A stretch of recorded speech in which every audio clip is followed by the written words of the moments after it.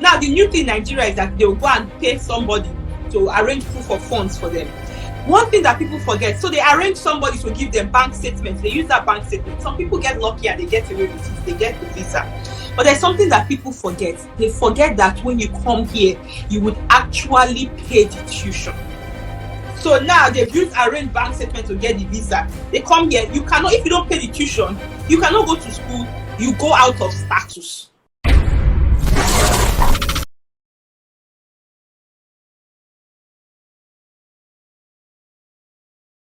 You went to a university in Nigeria, this message is for you.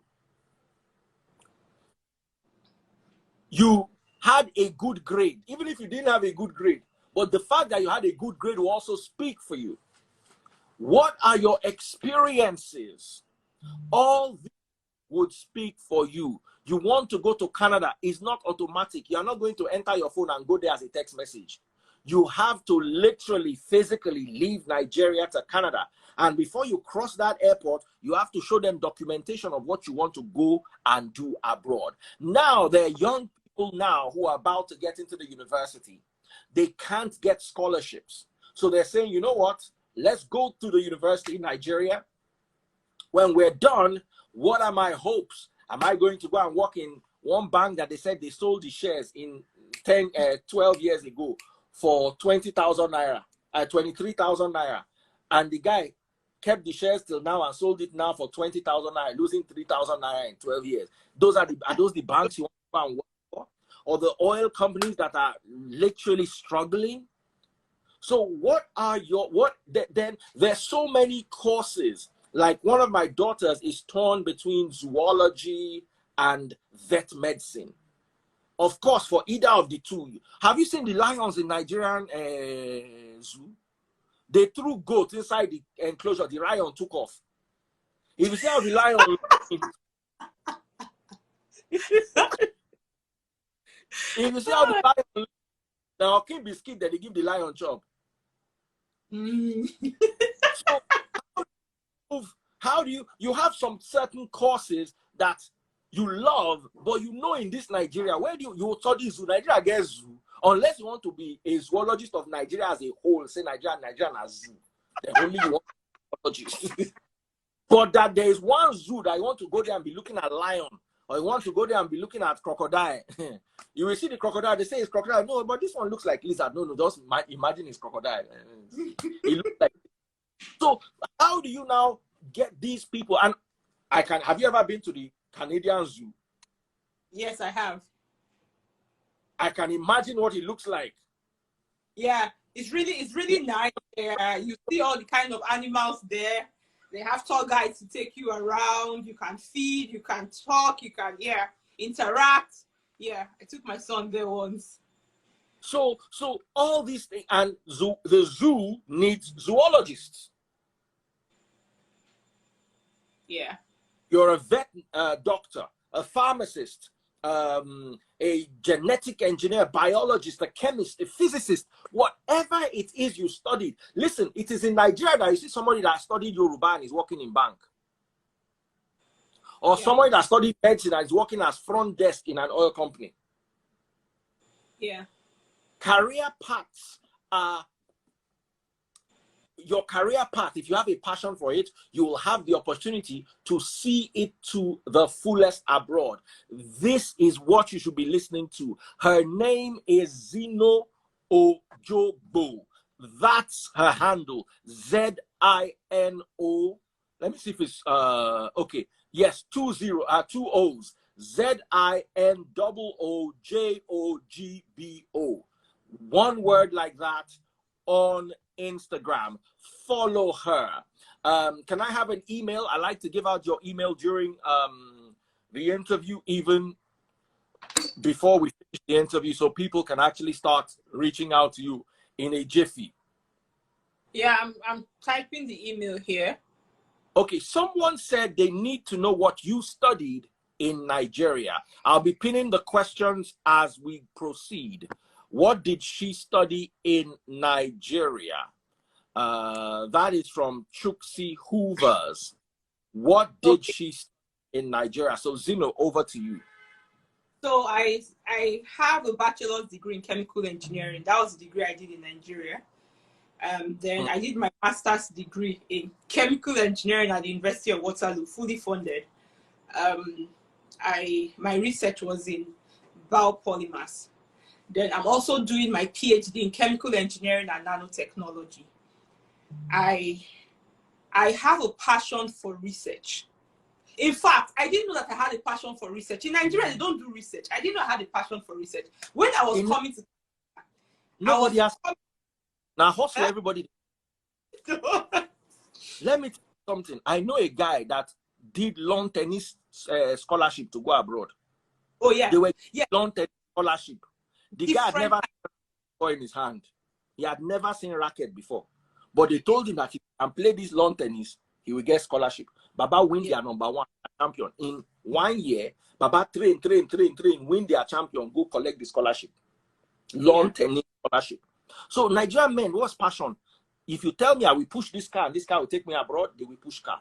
Play tennis, they will, anything they do to get them out. But you see, all of a sudden when you get abroad, the educational system is different. And then you have to pursue your passions. Don't you want to pursue your passions? Yeah. Please tell me about this. You have a passion for research. I remember during my interview, my supervisor asked me, have you been in a lab before? I had just had to tell him the truth that no, but I'm a fast learner. I am a fast learner. So he's like, okay, no problem. I'm happy to teach you. I went and I started doing this research. At the beginning, I was using this study route to Jackpa. My master's was not what was doing me, but I just wanted a pathway to legally relocate. So I used as a pathway to legally relocate so I can finish the master's and be in that country. But I started doing this research and I fell in love with it. It was so good. I started to win other scholarships, win awards in the department and all that. I'm like, okay, I finally found my thing. Like this is my thing. And that's how I decided that I was going to do the PhD. And since then it's been really good. I got the federal government scholarship. It's very competitive, but I was able to do it. And people may be thinking now that maybe it's not first class or she's. The fact is this, that if you set your mind to do something, and with the kind of resources that they have abroad, it's not like Nigeria where they will stress you your education there, that even you almost give up. With the kind of resources and support, that like you have everything, all you have to do is just put your head down. If you do that, then you'll be very successful. So that's how I succeeded, even with a 2-year-old. Because I hear people saying that, you cannot go to school with children. I tell them that children are blessings. They are not a hindrance to you. You just need to find a way to make it work. Now, was it a walk in the park for me when my son was 2 years old and I was schooling with him in this country alone? I would not even lie to you and say that it was the easiest thing for me to do. It wasn't the easiest thing for me to do. But I did it. And I'm here. And I'm here today. And I've succeeded even more than the people that I knew in my class that did not have any funding. So some other person will be thinking that, their age is the problem. See, guys, there is only one pathway that doesn't have the age restriction. In any relocation pathway, the only one that have age restriction is the study pathway, because learning never ends. And they understand that people would always study, change career paths, do something new. So it's only the study pathway that doesn't have any age restriction. And there are funding opportunities for every category of students. And if you know that you want to relocate, this is the easiest pathway for you to take to legally relocate. Don't go and be doing all those things. Like some people message me and they're telling me that, they want to go to one place and go and declare refugee. I'm like, well, I did not relocate like that, so I don't know anything about that pathway. But if the people that have gone through this pathway would sincerely share their experience with you, you will never think about that. That cannot be your plan. How can that be your plan? That can never be your plan. No, Zeno, that is how one guy who was 45 years old ran as a refugee and said he was 20. Nigeria, 20-year-old and 45-year-old, no feel the difference. They call absorber mental system for Europe. 15 years later, he's 60. Yeah. His body is a 60-year-old body. But to them, he's 35. Yeah.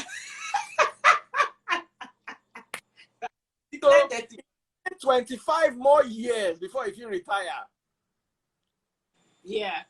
So he's going to retire at 85, walking like he's going to die. Listen to all the story before you follow them. Oh. Yeah. The guy called me, said, Daddy Freeze. He was live on my show. Said, Daddy Freeze, help me tell people not to make the mistake I made.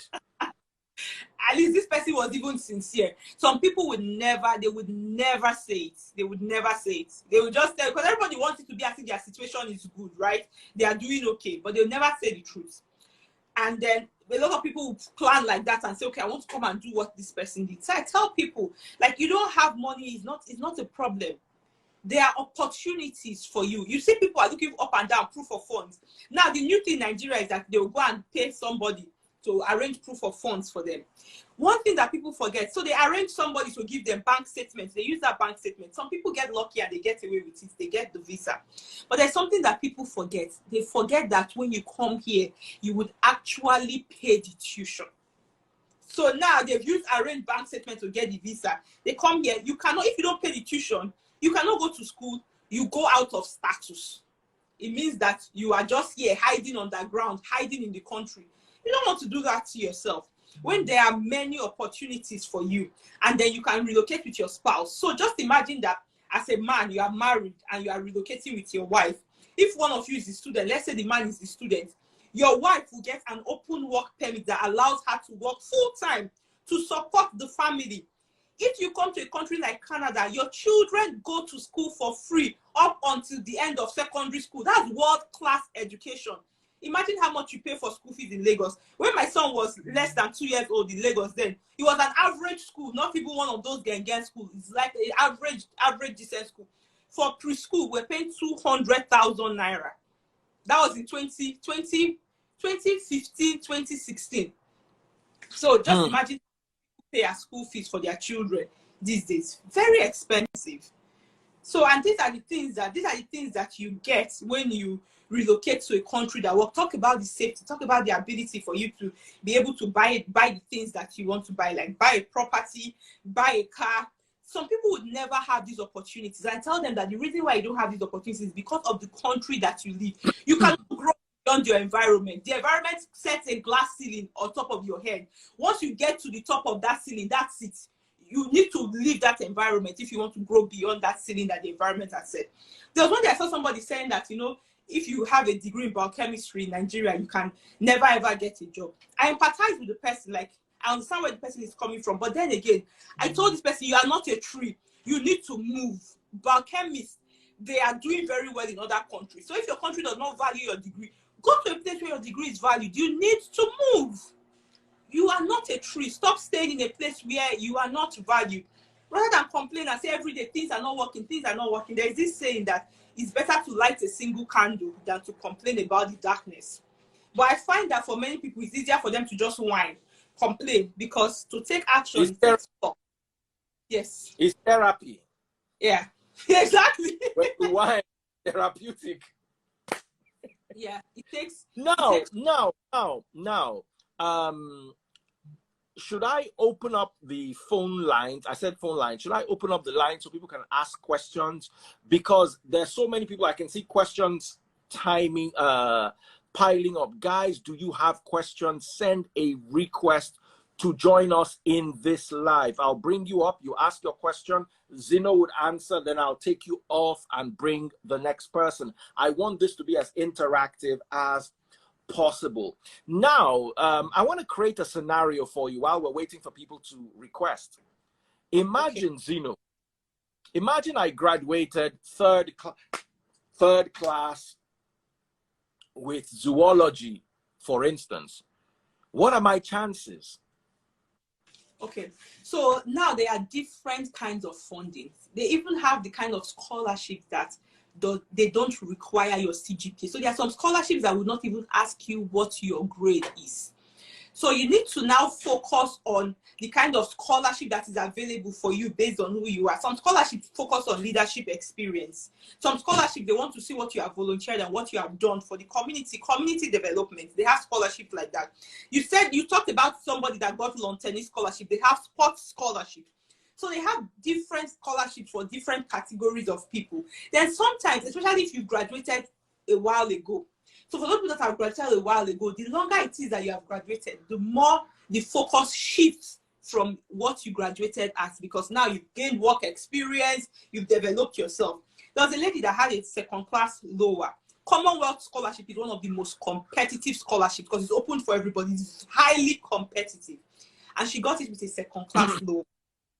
And how did she get with a second class lower? Because of all the other things that she has done. Show that you've done community service and you have volunteered, show leadership experience. These are the things that other people show, and they shift it. And one mistake I find that people make is a lot of people focus on only their CGPA. So there are a lot of other factors that come in play when you are applying for scholarship. Like your reference letters are a very big one that people do not pay attention to. Your reference letters. What have you done? Your work experience, volunteer experience, leadership experience. The CGPA is mostly the list of all of these things. Then you need to write, sometimes they'll tell you to write a scholarship essay, a strong scholarship essay that is able to get the attention of whoever is reading in the scholarship committee. So what most people do is that because they focus on CGPA, they do not focus on any other thing. Another example is when I applied for this Canadian federal government scholarship, NSEC scholarship. The CGPA that they wanted for that scholarship, they put it there, 90%. So it means that you must have 90 over 100, 90 and above. Mine was like 80%. And I applied. It was very competitive across the whole of all the universities in Canada. But I got the scholarship because once I saw that my CGPA was low, I had to now pay attention on my non-transcript documents. So now my reference letters, my CV, my volunteer experience, my leadership experience, I have to pay more attention to all those other things rather than focus on what I don't have. But most people focus on what they don't have, and then they disqualify themselves by themselves even before they apply. So I tell people that your third class is not the problem. It's really not the problem. But if you're able to find the opportunity that suits your own portfolio, then you'll be able to do it. But the thing is that most people don't know how to search. Now, yeah.